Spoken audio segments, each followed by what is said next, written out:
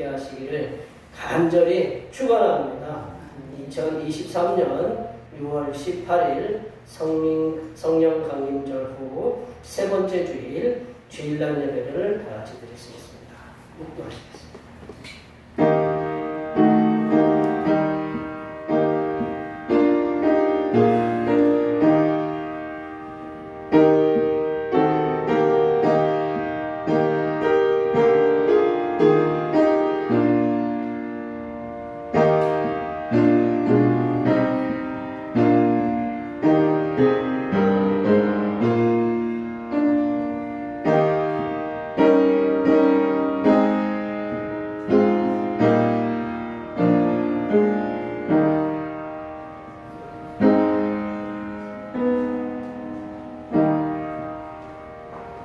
할렐루야. 내 영혼아 여호와를 찬양하라. 나의 생전에 여호와를 찬양하며 나의 평생에 내 하나님을 찬송하리로다. 야곱의 하나님을 자기의 도움으로 삼으며 여호와 자기 하나님에게 자기의 소망을 두는 자는 복이 있도다. 아멘. 영원토록 구원의 생수가 주님의 백성들에게 넘치시기를 원하시는 하나님 아버지, 목마른 사슴이 시냇물을 찾듯 목마른 저희 심령에 주님이 찾아오시어 영과 육의 은혜를 베풀어 주심을 감사드립니다. 저희의 삶을 통해서 주님을 섬기는 마음이 항상 충만하게 하여 주시옵소서. 이 시간 하나님께 영과 진리로 드리는 이 예배를 통하여 하늘로부터 내려주시는 평안과 기쁨을 충만하게 받고 힘차게 세상을 향하여 나아가는 하나님의 자녀들이 되게 도와주시옵소서. 거룩하신 예수님의 이름으로 기원하옵나이다. 아멘. 이 시간 다 같이 일어나셔서 지난 한 주간 동안 우리들이 알게 모르게 지었던 우리의 모든 죄를 만주에 맞춰서 침묵으로 고백하는 고백의 기도를 드리시겠습니다. 기도하시겠습니다.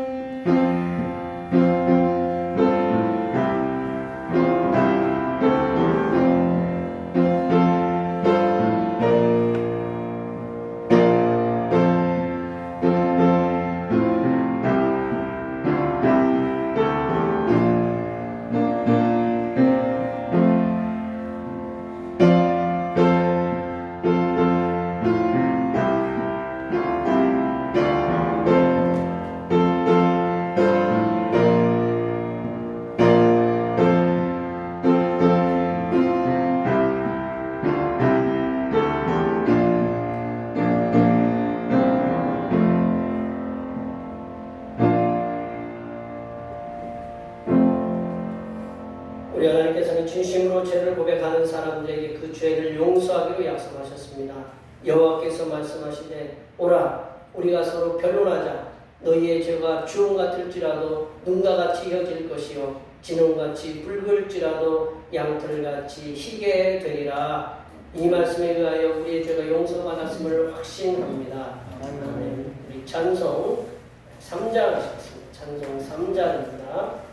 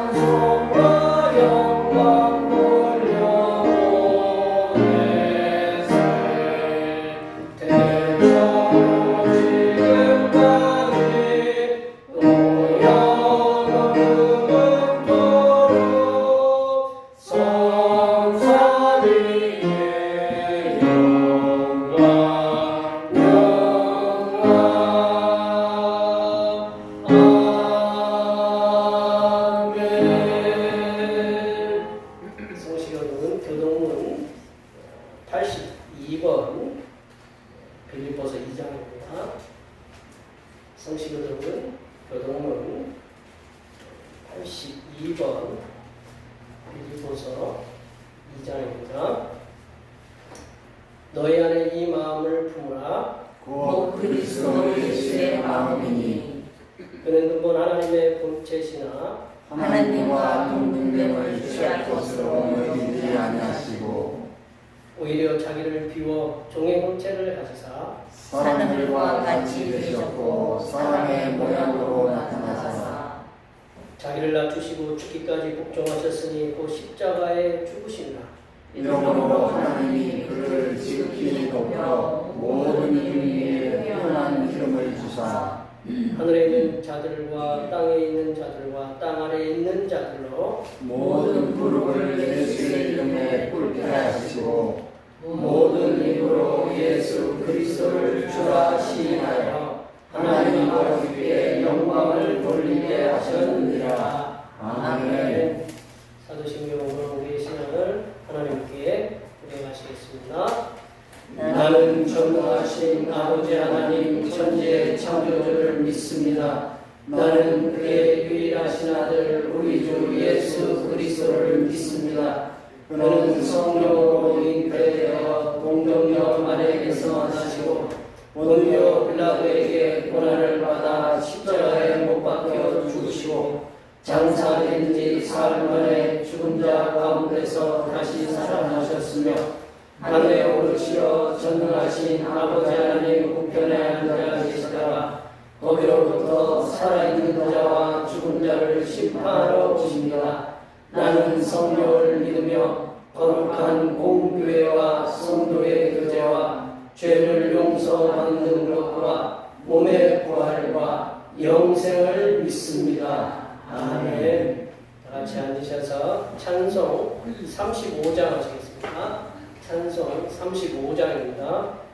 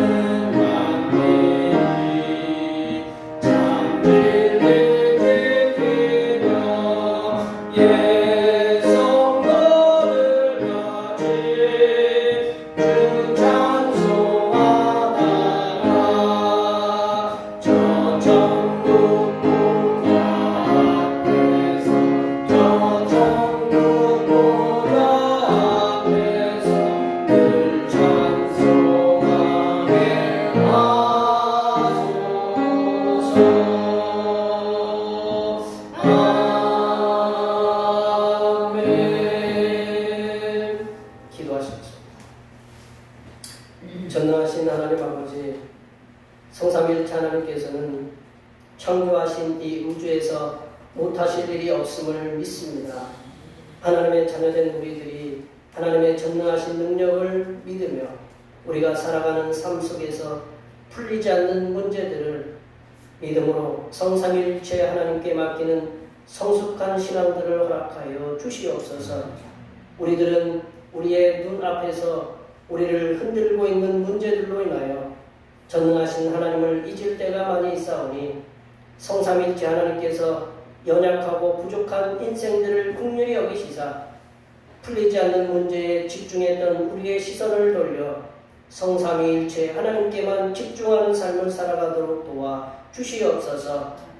아버지 하나님, 이 세상은 인간의 욕심으로 인한 무분별한 개발로 인하여 하나님께서 조화와 균형을 맞게 주셨던 세상의 기후가 이상기후가 되어 한쪽에서는 홍수가 나서 수많은 사람들이 인명피해를 입고 한쪽에서는 가뭄으로 인해서 물이 없이 고통을 당하고 있고 한쪽에서는 매우 건조하여 산불이 연이어 발생하여 수많은 백성들이 고통을 당하고 있습니다.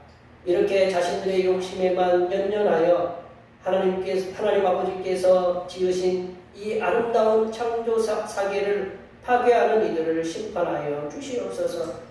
그리하여 성삼위일체 하나님께서 주셨던 아름답고 조화로운 세상으로 다시금 회복되어 세상 모든 사람들이 평안하게 살아갈 수 있도록 인도하여 주시옵소서. 하나님 아버지, 우리 대평교회를 지금까지 사랑과 은혜로 인도하여 주심을 진심으로 감사드립니다.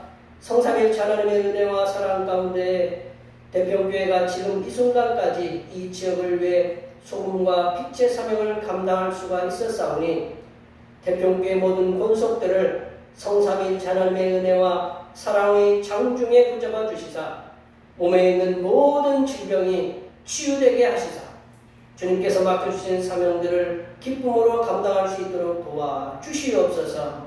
하나님 아버지, 이 시간 거룩하신 하나님의 말씀을 듣겠습니다. 내려주시는 말씀을 통하여 우리 심령에 하나님의 은혜와 하나님의 지혜가 충만하게 채워지게 하여 주시옵소서. 우리의 구원을 위해 십자가를 지신 우리 주 그리스도 예수님의 이름으로 기도하오며 이제는 주님께서 가르쳐주신 기도로 기도하오니 하늘에 계신 우리 아버지의 이름을 거룩하게 하시며 아버지의 나라가 오게 하시며 아버지의 뜻이 하늘에서와 같이 땅에서도 이루어지게 하소서. 오늘 우리에게 일용할 양식을 주시고 우리가 우리에게 잘못한 사람을 용서하여 준 것 같이 우리 죄를 용서하여 주시고 우리를 시험에 빠지지 않게 하시고 악에서 구하소서. 나라와 권능과 영광이 영원히 아버지의 것입니다. 아멘.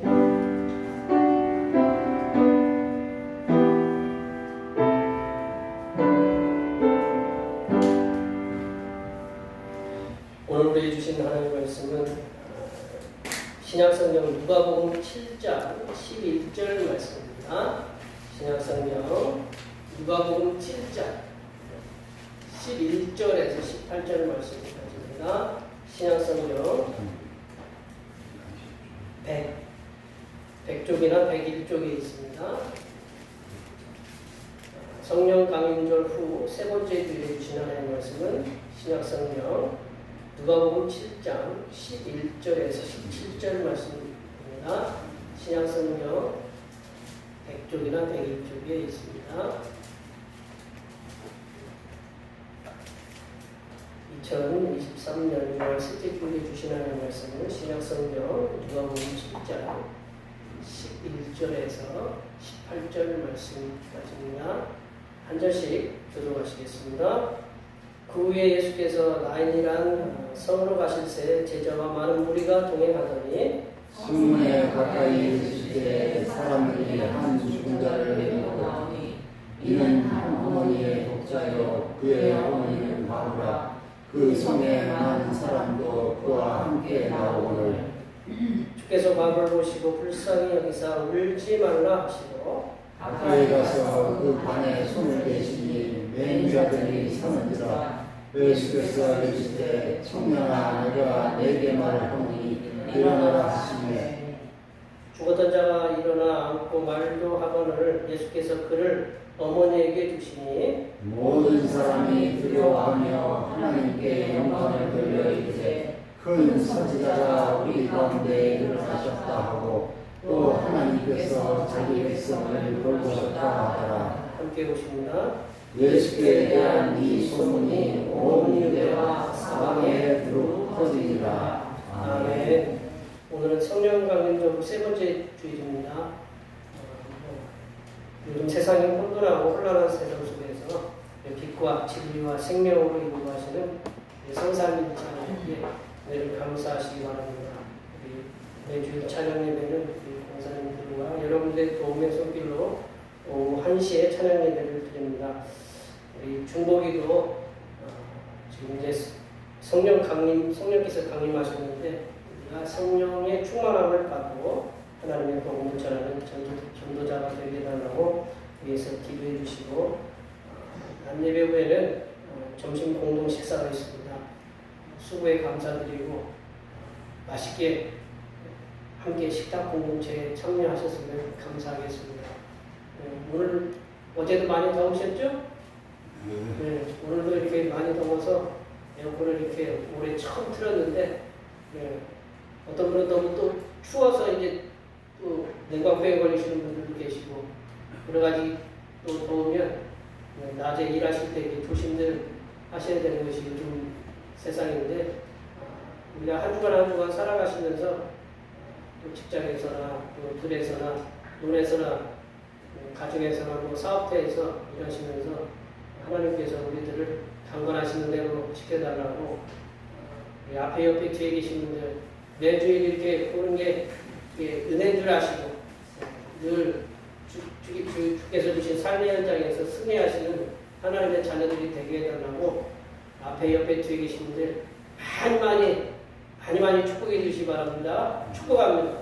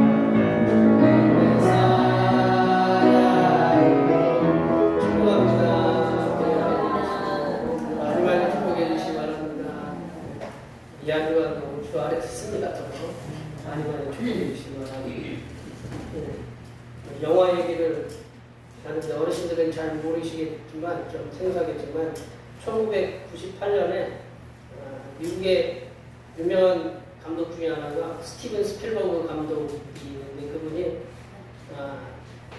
라이언 일병과학이라는 영화를 1998년에 제작해서 개봉을 했는데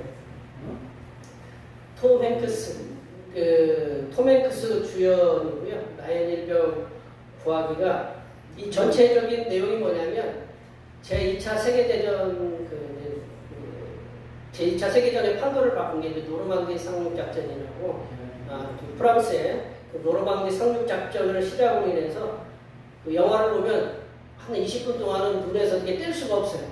막 총알이 직접 슉 지나가면서 지금도 이렇게 어느 정도 오래됐지만 이 영화의 내용은 뭐냐면 라이언 일병을 구하기 위해서 그 구출을 위해서 특수하게 이렇게 조직된 부대가 이렇게 그 라이언 일병을 구해서 이렇게 급파되면서 여러 가지 그 우여곡절 끝에 라이언 일병을 구해서 자기 고향으로 부모님 품으로 이렇게 어머니 품으로 이렇게 돌려보내는 그런 영화의 내용인데요. 왜 하필이면 라이언 일병 구하기냐? 라이언이라는 그 일병의 형제가 4명 있었어요. 4명 있는데 형제 4명 다 출전을 하는 거예요. 전쟁에 다 출전을 했는데 그 중에 세 명이 전장터에서 죽었어요. 전장터에서 죽었어요. 그러니까 유일하게 이제 아들 하나가 남았어요. 그게 누구냐면 라이언 일병이에요. 그러니까 그걸 나라에서 이제 보니까 이렇게 다 접수를 하잖아요. 그래서 이 하나만큼은 집으로 돌려보내야 되겠다. 그거를 그 나라에서 이제 계획을 하고 그 특수부대를 갖다가 그 라이언 일병 구하려고 적군 최전방으로 이렇게 보내서 우여곡절 끝에 톰 행크스라는 그 유명한 그 배우가 이게 주연해서 나오는 건데 그래서 그 라이언 일병을 구해서 이제 가족품으로 이렇게 돌려보내는 그런 일이 있었어요. 근데 그 영화 내용에 보면 이제 그 어떤 이야기냐면 남북 전쟁, 미국의 그 흑인 노예 해방을 위한 전쟁이 남북 전쟁이 있는데요. 그 남북 전쟁 중에 이 5명의 아들을 둔 어머니가 5명의 그 아들을 다 전쟁터에 내보낸 거예요. 전쟁터에 다 내보냈는데 다 죽었어요. 그래서 이 링컨 대통령이 그 소식을 접하고 친히 이제 그 어머니에게 하나님의 위로의 서한을 이렇게 보내는 그런 장면이 이렇게 겹치면서 이 라이언 일병은 구해야 되겠다라는 그 특명으로 그 영화가 전개가 되는데요. 부모로서 이제 주님 앞에 설 때까지 우리 자신들에게 일어나지 않아야 될 일 가운데 하나가 제일순위라고 볼 수 있는 것이 자식을 먼저 앞세우는 일일 겁니다. 그러나 이처럼 이렇게 세대가 그렇게 우리를 호락호락 하지 않잖아요. 우리나라도 6.25 전쟁이 있었고 월남전에 갔다 오신 우리 분도 계시고 그런 그 전쟁을 통해서 이렇게 먼저 하나님의 부름을 받은 그런 아들들, 자녀들이 있다라는 얘기예요. 지금도 세계 전쟁터에서는 지금 우리 우크라이나나 지금 러시아 전쟁하고 있는데 젊은이들이 나라를 지킨다고 이렇게 가서 죽음을 당하고 있잖아요. 그 명분 아래 전쟁뿐만 아니고 요즘 질병이나 갑작스럽게 우리 송구스럽지만 지난 10월 달에는 무슨 축제 때문에 많은 이들이 갑작스럽게 이렇게 세상을 등지고 또 요즘처럼 힘든 시기에 스스로 이렇게 극단의 선택을 하는 그런 여러 가지 이유로 인해서 이렇게 자식이 먼저 앞서가는 그런 슬픈 일들이 비일비재하게 우리 주변에서 일어나고 있다는 거죠. 오늘 본문에서도 보면 어떤 이유인지는 알 수 없으나 아들을 먼저 하나님의 품에 보내고 그 슬픔을 가득 안고 아들을 이렇게 무덤에 묻기 위해서 가는 죄송합니다. 성경에 과부라고 나와 있어서 이렇게 저도 이 표현을 안 쓰기를 원하지만 성경에는 홀로된 여인이라고 이렇게 표현할게요. 홀로된 여인이 등장을 해요.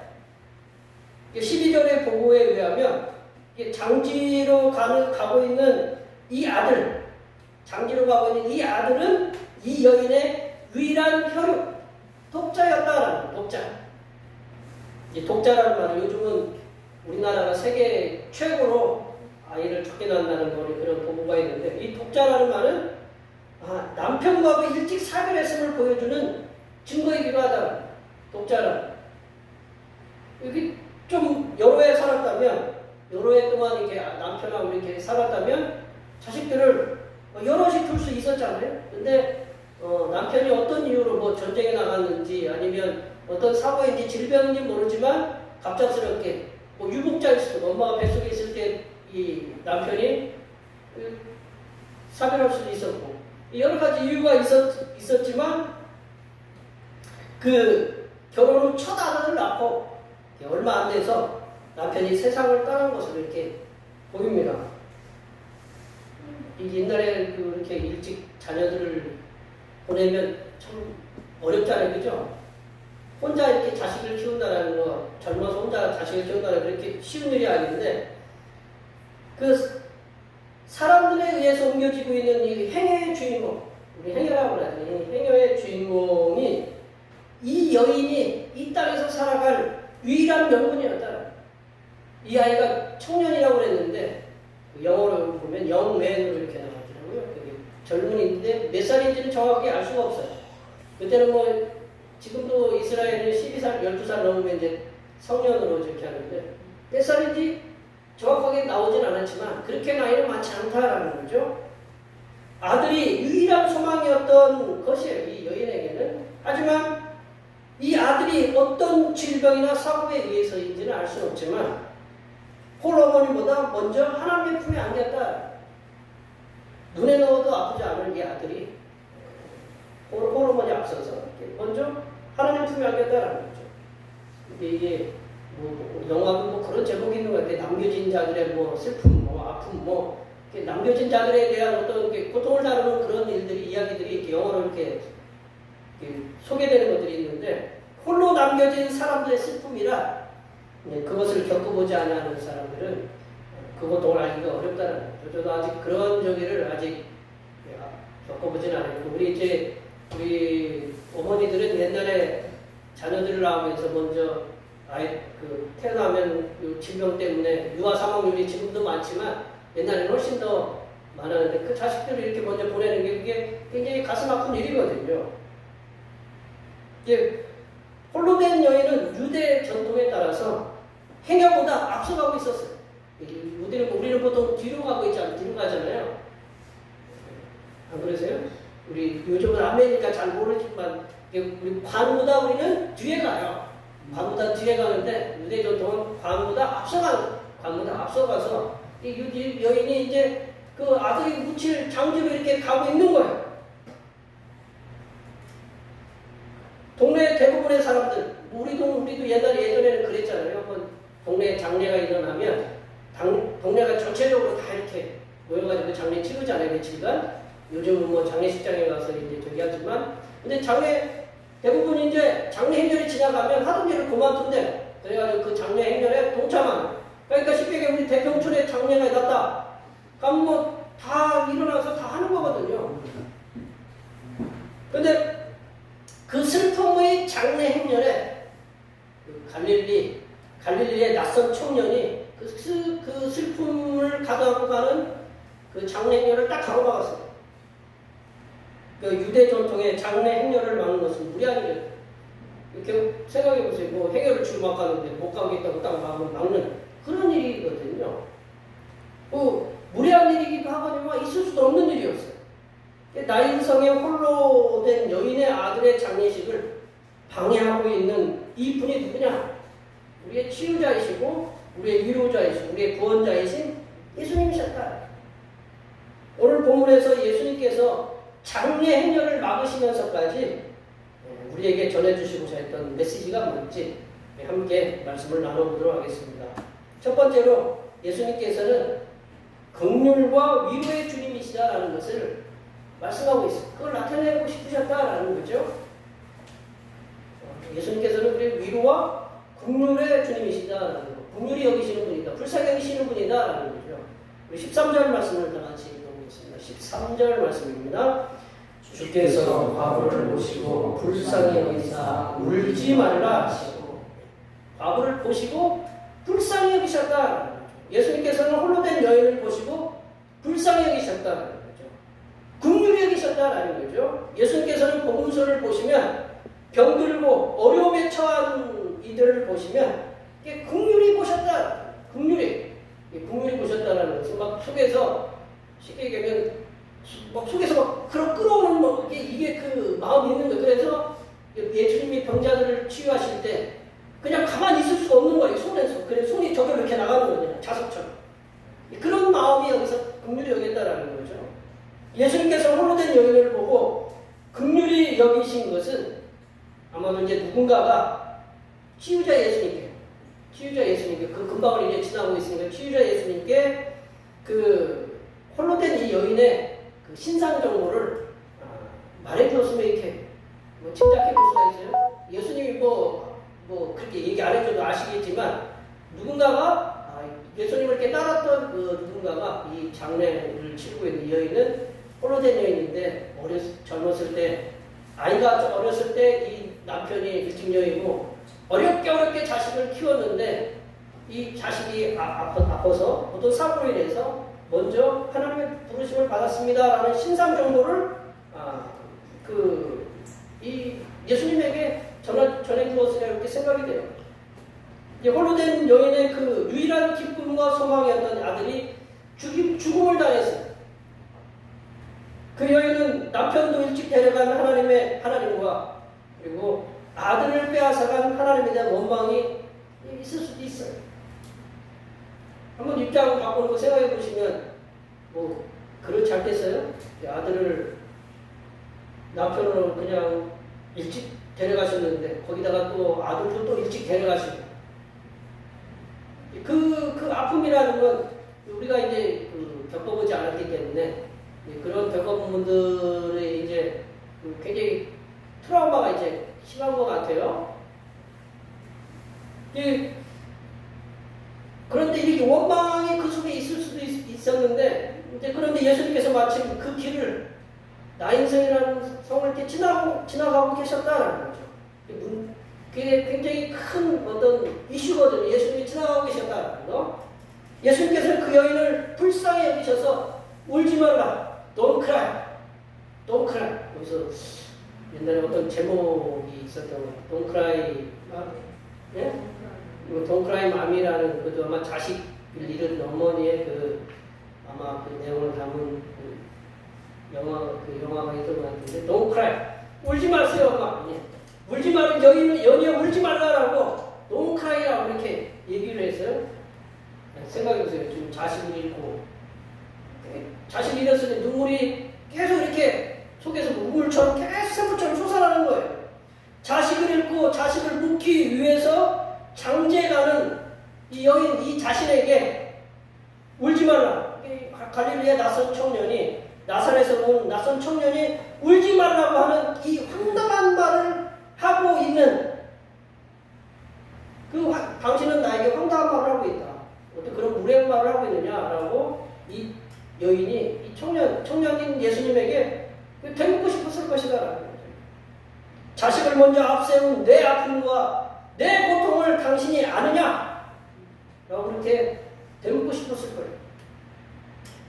근데 그 여인이 예수님에 대한 소문을 들었을 거예요. 하지만 여인이 당한 슬픔이 너무 커요. 그래서 그 여인에게 울지 말라고 하신 분이 우리의 치유자이시고 우리의 위로자이시고 우리의 구원자이시다. 그리고 전능하신 하나님의 아들 예수님이다라는 것을 이 여인은 좀 간과하고 있었던 거예요.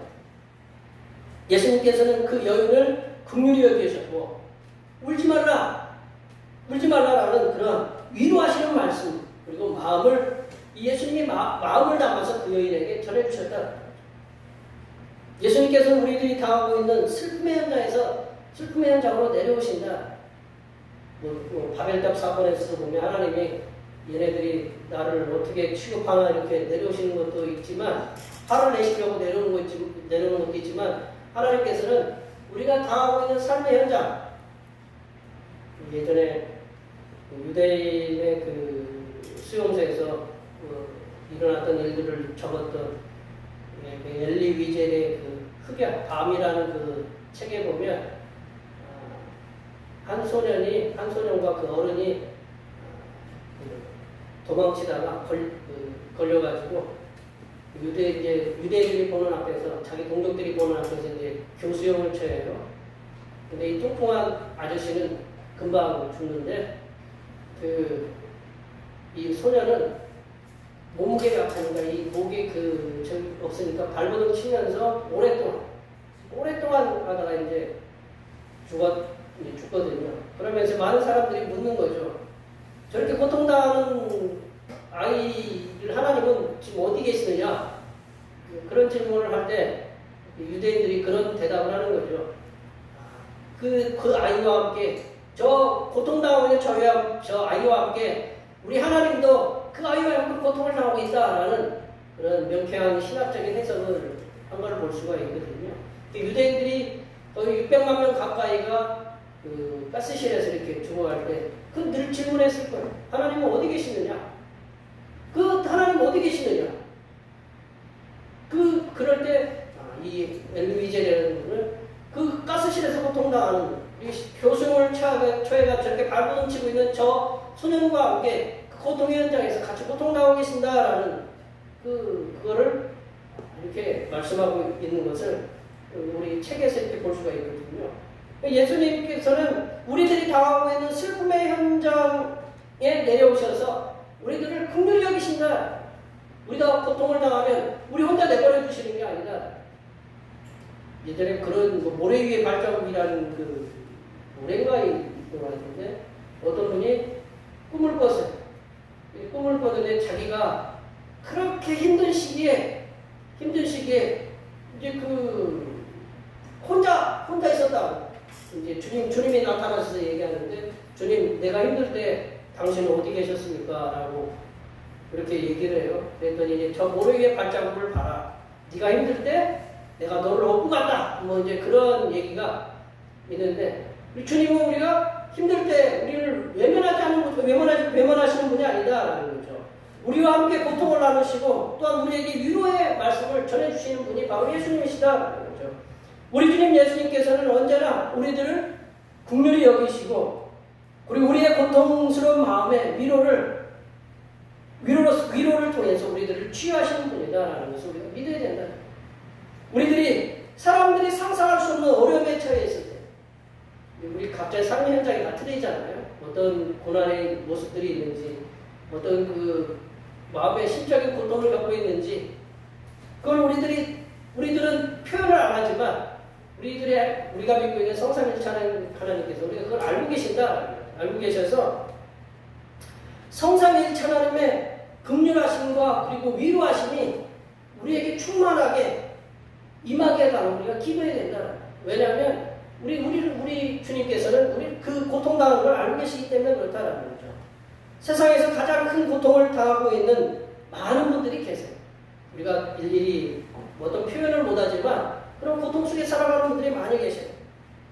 그 아픔, 그 고통을 우리를 만드시고 우리들이 당하고 있는 고통의 상황들을 가장 잘 알고 계시는 그런 성삼위일체 하나님께 내가 당하고 있는 고통들을 하나님께 토로하면 하나님께서는 우리의 고통의 문제들을 해결해 주시려고 우리에게 위로의 말씀 그리고 사랑의 말씀으로 전해주심을 이렇게 믿으시기 바랍니다.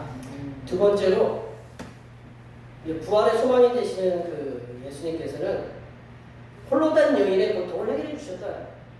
부활의 그 소망이 되시는 예수님께서는 이 홀로 된 여인의 고통을 해결해 주셨다. 14절 15절 말씀 읽어볼까요? 14절 15절 말씀입니다. 가까이 가서 그 관에 손을 대시니 맨 자들이 서는지라. 예수께서 이르시되 청년아 내가 내게 말하노니 일어나라 하시매 죽었던 자가 일어나 앉고 발교하거늘 예수께서 그를 어머니에게 주시니. 위로와 긍휼의 예수님께서는 장지에 가고 있는 장례 행렬을 멈추셨어요. 무례한 거예요. 멈추셨다는 거예요. 멈추시는 무례함을 범하셨어요. 그리고 예수님의 관에 손을 대셨다는 거죠. 시체에 손을 대면 부정하거든요. 그래서 그 가까이 있는 몇몇 외에는 이렇게 시체에 손을 안 대요. 관에 손을 대어서 예수님은 부정하게 되셨어요. 그렇지만 예수님께서는 그런 거에 아랑곳하지 않으셨어요. 그리고 관에 누워서 장지에 묻혀야 하는 그런 청년에게 이렇게 말합니다. 시체에게 얘기하는 거죠. 시체에게. 청년아 내가 너에게 말하노니 일어나라. 가장 하는 말일까요? 여기 계신 분들이 한번 생각해 보세요. 여기 계신 분들이 예수님의 그 말씀을 들었어요. 청년아 일어나라. 그 얘기를 예수님의 그 말소리를 그 앞에 있는 아들의 어머니 이 홀로 된 여인이 들었을 거고 관을 맨 그 여러 장사의 그 관을 맨 분들이 그것도 들었을 거고 그리고 뒤에 이제 동네 그 장례 행렬을 따라온 많은 이들이 그 얘기를 들었어요. 그리고 예수님을 따라온 그 제자들뿐만 아니라 수많은 무리들도 그 얘기를 다 들었을 거다라는 거죠. 죽어있는 자에게 명령해서 일어나라. get up. 영어로 이렇게 get up이라고 해요. 잠에서 깨라고 할 때 get up이라고 하잖아요. get up. 일어나라. 명령하신 목소리를 분명히 그 주변의 그 어머니, 그 여인의 그 아들의 어머니, 그리고 그 주변에 있던 그 관을 맨 자들, 수많은 장례 행령들이 행렬들이 다 듣고 황당했겠죠. 안 그러겠어요? 죽어있는 사람에게 의사도 아니고 죽어있는 사람에게 일어나라. 그 이제 관에 이제 뭐냐면 왜 관을 갖다가 이제 근데 보통 관은 뚜껑을 안 닫는데요. 곧바로 묻기 때문에 왜냐면 거기 여름에는 죽으면 냄새가 많이 나잖아요, 그죠? 아무리 사랑스러워도 냄새가 나면 그 어렵잖아요. 그래서 냄새 씻어가지고 이제 곧바로 이제 장제 이제 가는데 관뚜껑을 안 닫았다네요. 관뚜껑을 안 닫고 그러니까 한번 생각해보세요. 명령을 했어요. 깨어 일어나라, 청년아 일어나라. 그러면 속으로 생각하기에 뭐라고 생각하겠어요? 우리 예수님 더위를 먹어가지고 요즘 하더니 더위를 먹어서 여인도 그랬을 거 아니에요. 여인도 그랬겠죠. 이 죽은 아들한테 무슨 그 관된 사람들도 참 관된 사람들이 기가 찼을 거예요. 안 그러세요? 저도 이제 그 행여를 매봤지만 행여를 우리가 매고 왔는데 갑자기 붙잡고 기도하셔가지고 깨운다고 생각하면 저 미친놈이 그 얘기 하겠어요? 안 하겠어요? 예. 지금은 뭐 관을 갖다 이렇게 들고 가지만 관을 메고 지금 이제 가는 거예요. 얼마 남지 않았을 거예요. 근데 예수님이 딱 붙잡고 일어나서 청년아 내가 내게 말하노니 일어나라 깨라 이렇게 말씀하고 계시는 거예요. 근데 청년이 그 많은 사람들이 주변에서 막 웃으려고 이렇게 하는데 갑자기 관에서 뭔가 움직이고 있는데 얼떨결에 공포영화 같지 않아요? 생각해보세요. 생각해보세요. 그게 관을 맨 사람들이 제일 움찔했을 거예요. 생각하면 안 그러겠어요? 우리 옛날에 어른들이 그 옛날 전설의 고향에 보면 묘 지나가면 누가 나타나요? 하얀 옷 입고 흰 머리 이렇게 분들이 이렇게 나타나면 어때요? 등골이 그냥 오싹오싹 하잖아요. 생각해보세요. 분명히 죽어서 그거 관을 맨 친구도 있었을 거예요. 친구가 이렇게 딱 메고 가는데 갑자기 관에서 몸에 움직이는 게 딱 이렇게 느낀다. 그걸 아직 안 느껴보셔서. 네. 그 느낀 게 이렇게 소름이 돋았을 거예요. 이 분들이 어떤 생각도 하기도 전에 예수님을 비웃으려고 말을 하려고 하기 전에 쓱 몸이 일어나요. 그리고 세마포에 둘둘 말아있던 청년이 이렇게 일어났어요. 일어나서 말도 했어요. 자신을 감싸고 있는 세마포가 답답하니까 이거 좀 빨리 풀어달라. 그 말 했겠죠, 그죠? 풀어달라라고 말했을 거예요. 깜짝 놀랐을 거예요. 아마 거기 관이 안 떨어지게 다행이에요. 안 그래요? 관이 그렇게 메고 있던 사람 갑자기 죽었던 애가 탁 일어나가지고 관 풀어달라고 하면 그 관 메고 있던 사람들이 안 놀랐겠어요? 예. 아무리 사랑하는 남편이라도 사랑을 안 해도 갑자기 의사가 분명히 죽고 이렇게 다 관을 메가지고 들고 가고 있는데 일어났다고 하면 이거 뭐 기쁨보다는 막 등골이 오싹오싹 하겠죠. 그렇게 사랑하는 아들을 예수님께서는 어머니에게 주셨다. 고통의 어떤 문제를 해결해 주셨어요. 며칠 전에 세계 뉴스 에콰도르에 보니까 혹시 그 얘기 들으셨어요? 장례를 치르려고 이제 관을 이렇게 감싸고 있는데 소리가 나더래요. 관은 이제 소리가 나서 열어보니까 그 어머니가 살아있었다는 얘기. 별로 놀라지도 않으시네요. 응급실에 이제 계신다는 얘기를 잠깐 뉴스에 이렇게 봤는데 이분은 이제 죽은 것이 아니라 의사가 이제 진단을 하는데 순간적으로 이제 그 진단에 착오가 있었던 것 같아요. 그래서 이 할머니가 이제 깨어나는 건데요. 그러나 이제 오늘 본문의 말씀에서 예수님에 의해서 다시 살아난 청년은 기절한 것도 아니다. 기절한 것도 아니고 잠을 잔 것도 아니다. 근데 예수님은 잠을 잔 것처럼 일으키시는 거예요. 깨럽이라고. 주워서 시체가 썩는 냄새가 진동했어요. 그래서 빨리 가서 묻으려고 장례인의 무덤으로 가고 있는데 예수님께서는 죽은 청년을 이 전능하신 능력으로 다시 살려내셨다. 예수님이 3번 살려냈거든요. 죽은 이 회당장 야이로의 딸을 살려냈고, 이 나인성의 홀로 된 여인의 아들을 살려내고, 예수님의 친구 나사로를 이렇게 살려내셨어요. 죽은 자를 살리신 예수님께서는 분명히 부활의 주님이십니다. 이 예수님께서는 죽은 자의 부활을 통해서 이 땅에서 죽어야 할 인생들에게, 죽으면 끝이라는 그런 인생들에게 다시금 부활의 소망을 주시는 주님이십니다. 또한 우리가 믿고 섬기는 이 성삼일체 하나님께서는 우리가 당하고 있는 그 문제들 속으로 내려오셔서 본질적으로 해결되어야 될 문제들을 풀어내신다.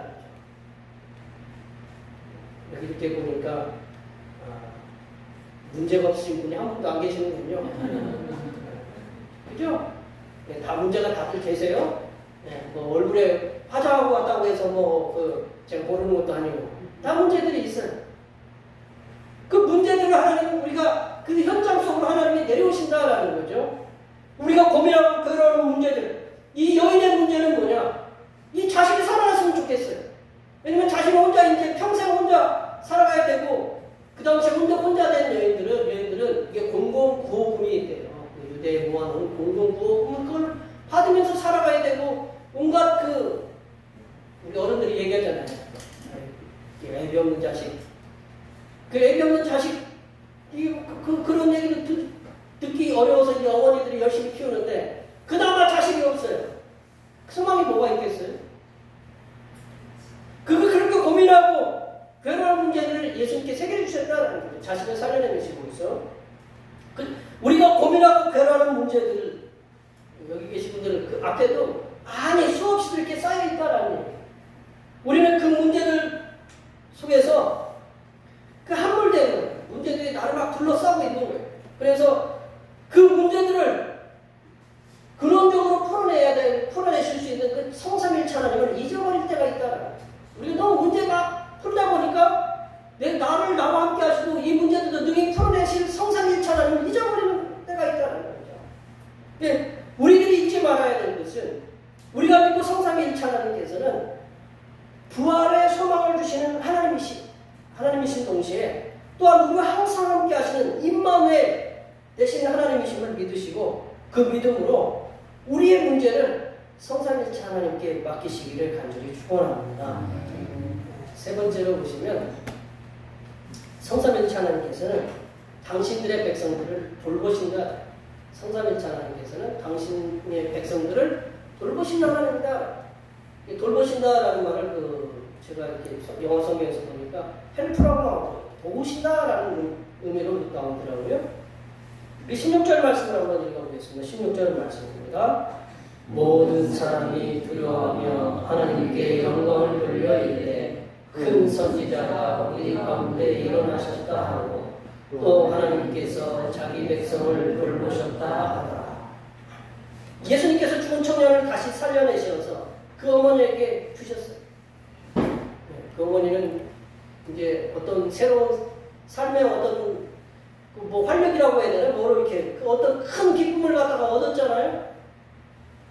다시 이렇게 죽을 뻔한 사람도 돌아오면 그 기쁨이 표현할 수가 없잖아요.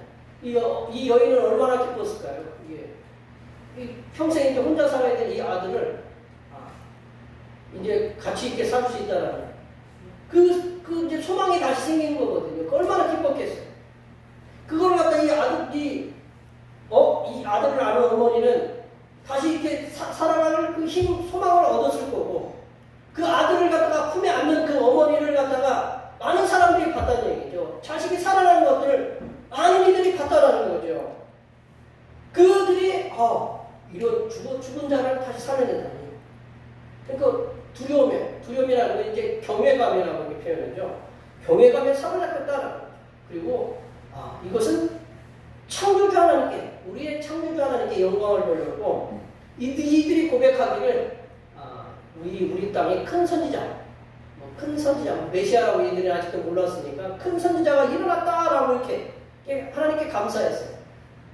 더 나아가서 이 사람들은 창조주 하나님께서 멀리만 계셔서 자신들이 당하는 고통을 외면하고 계신 줄 알았는데, 친히 큰 선지자를 보내서 자기 백성들을 돌보셨음에 도우시고 계심에 감탄하고 감사하고 영광을 하나님께 돌려드렸습니다. 우리가 믿고 섬기는 성삼위일체 하나님께서는 하늘에 계시기 때문에 우리들을 외면하시고 우리들의 고난에 고통에 무관심한 분이 아니시다. 어떤 분들이 예전에 그런 얘기를 했어요. 이 백성이 이 세계에서 일어난 일들 봐라. 저도 가끔 그런 생각이 나요. 왜 하나님께서 이 세계에 일어나는 일들에 가만히 계시느냐? 그런 생각들 계셔서 하나님은 그냥 세상만 창조하시고 우리에게 무관심하다. 그런 그 신학이 이렇게 성행했던 때가 있어요. 그러나 성삼일체 하나님께서는 창조주 하나님으로서 언제나 우리와 함께 계신다. 우리의 고통 속으로 내려오셔서 그 문제들을 해결하신다라는 거죠. 창조주 하나님으로서 언제나 선인이나 악인의 모두에게 햇볕을 주신다. 우리 여기 하나님 햇볕 주시면서 저기 김현정 때문에 햇볕 비춰줘야 되겠다. 이렇게 햇빛 비춰주는 게 아니거든요. 햇빛은 누구에게나 다 비춰주잖아요. 그래도 모두가 다 농사를 짓잖아요. 하나님은 그렇게 비춰주신다는 거죠. 그리고 우리들의 필요에 따라 이제 오후에 찬양 예배 때도 이제 그 말씀 함께 나눌 텐데 필요에 따라 일용할 양식을 날마다 공급해 주신다. 더 나아가서 성삼일체 하나님께서는 이 땅에 유일하신 아들 예수님을 보내셔서 우리들을 죄에서 구원하셨다. 그뿐만 아니라 보혜사 성령 하나님을 보내셔서 우리들을 위로하시고 우리들이 고난 중에 소망을 잃지 않고 살아갈 수 있도록 항상 옆에서 도우시고 세상에서 당하는 문제들을 해결할 수 있는 지혜들을 충만하게 내려주시는 그런 성삼일체 하나님이십니다. 우리가 믿고 섬기는 성삼일체 하나님께서는 우리들을 엄마가 젖먹이 아이를 돌보는 것처럼 이렇게 적자처럼 우리가 우리 눈동자를 이렇게 보호하는 것처럼 우리들을 돌보시고 계신다. 우리들을 케어하고 계시고 우리들을 헬프하고 우리들을 돕고 계시는 분이시다.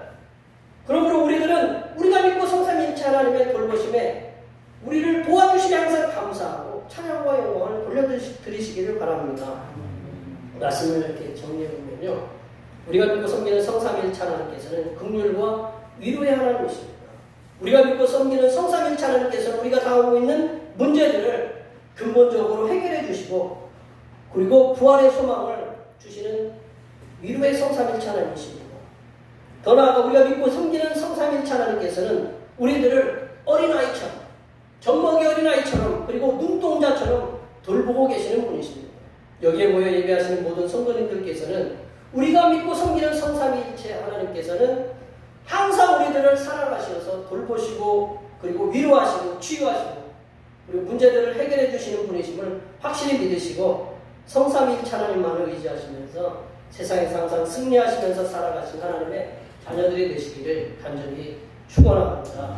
기도하시겠습니다. 하나님 아버지, 고통 속에 있는 우리들을 위로하시고 소망을 주심에 감사드립니다.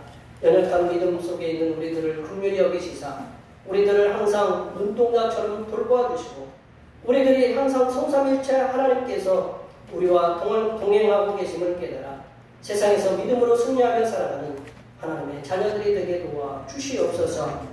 거룩하신 예수님의 이름으로 기도하옵나이다. 오늘 읽어주신 말씀 생각하시면서 찬송 413장 하시겠습니다. 찬송하시면서 주님의 신임을 하늘로 드리시겠습니다.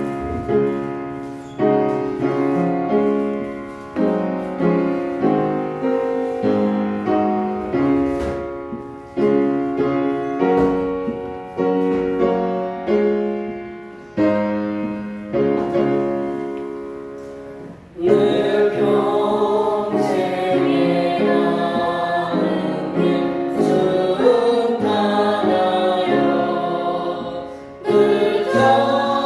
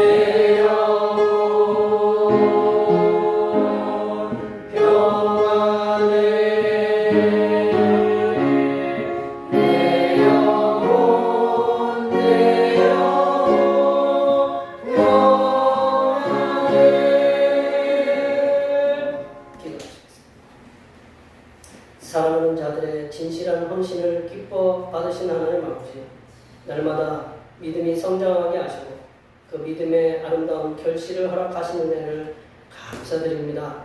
주님의 은혜로 열심히 일하고 수고하여 얻은 물질과 감사와 여러 가지 예물을 정성을 모아 드리오니 기쁘게 받아 주시옵소서.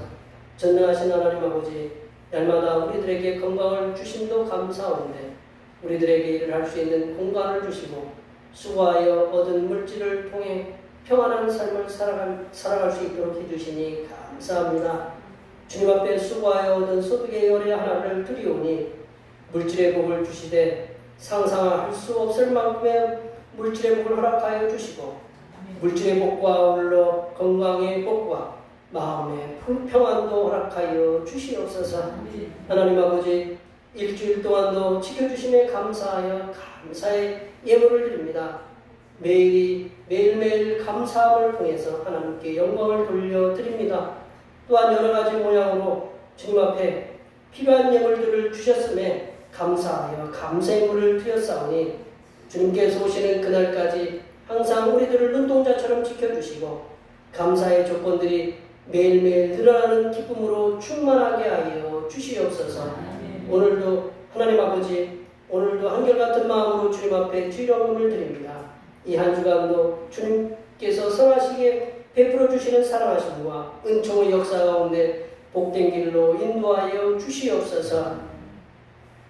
이 땅의 영혼 구원을 위해 선교헌금을 드립니다. 대평교회의 영혼을 구원으로 인도하는 역사가 이 지역을 넘어 세계로 확장되는 은혜가 있게 하시고 바친 손길들의 삶이 더 풍성하게 선교하는 은혜가 임하도록 물질의 복을 충만하게 부어 주시옵소서. 하나님 아버지, 주님의 몸된 교회를 위하여 헌신하고 봉사하는 손길들의 소고를 기억하여 주시사 하늘로부터 내려주신 은혜가 충만하게 임하도록 도와 주시옵소서. 차량봉사와 주방봉사, 헌금위원, 재정위원, 안내위원으로 교회 정서로 그 외에 남모르게 주님을 위하여 수고하는 여러 손길들을 위해 이 땅에서 하나님께서 보여주시는 새로운 비전들을 보게 하시고 이 땅에서 바라고 소원하는 모든 기도의 제목들이 다 응답받는 역사가 일어나게 하여 주시옵소서. 거룩하신 예수님의 이름으로 기도하옵나이다. 아멘.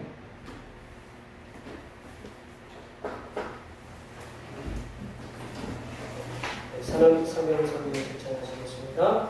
대평교회 사명선언은 대평교회의 사명은 하나님께서 우리와 함께 하시는 절대 믿음과 우리 가족을 사랑으로 구원하여 주심과 교회를 부흥시켜 주심을 비전 삼아 지역과 나라와 세계의 소금과 빛의 사명을 감당하는 것입니다. 믿음으로 하나님을 기쁘시게. 아멘. 거룩한 삶 구제 청하시겠습니다. 거룩한 삶으로 세상에게 선한 영향력을 나타내는 교회 대장 경단의 찬송 선한 능력으로 찬양하시겠습니다.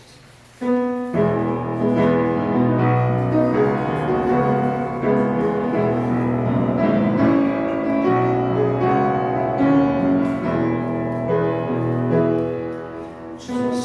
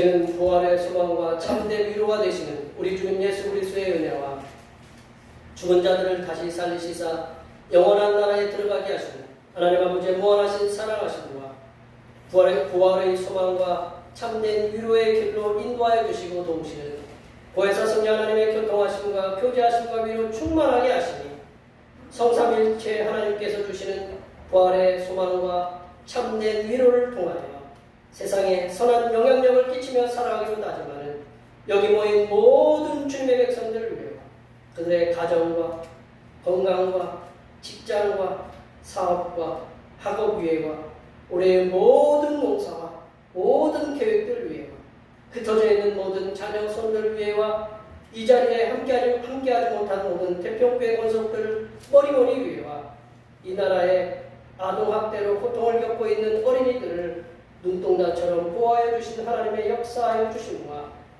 캐나다 산불로 인하여 고통을 당하고 있는 수많은 캐나다 백성과 미국 백성들을 위해 하나님의 불을 꺼주심의 역사가 이제부터 영원토록 함께하옵시기를 간절히 축원하옵나이다.